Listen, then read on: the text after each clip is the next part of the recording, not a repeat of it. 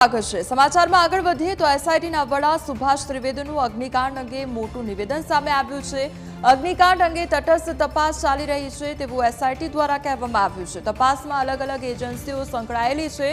અગ્નિકાંડની ઊંડાણપૂર્વક તપાસ કરવામાં આવશે અને દોષિત દંડાય અને નિર્દોષ ભોગ ન બને તેનું ધ્યાન રાખવામાં આવશે તેવું એસઆઈટી દ્વારા કહેવામાં આવ્યું છે।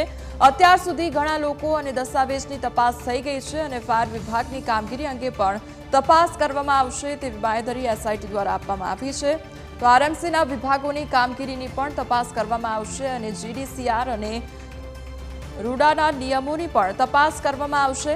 તો ટાઉન પ્લાનિંગ વિભાગની શું ભૂલો થઈ તેની પણ તપાસ એસઆઈટી દ્વારા કરવામાં આવશે। વિશાળ ફલક પર વિસ્તરેલી તપાસ છે જેમાં અલગ અલગ એજન્સીઓ સંકળાયેલી છે। એટલા માટે આની તપાસ ખૂબ જ ઊંડાણથી કરવી પડે, કારણ કે તમે ઊંડાણથી તપાસ કરો તો જ દોષિત દંડાય અને કોઈ નિર્દોષ માણસ આનો ભોગ ના બને। આપણે એ પણ ધ્યાન રાખવું પડે, બહુ કાળજીપૂર્વક તપાસ કરવી જરૂરી છે।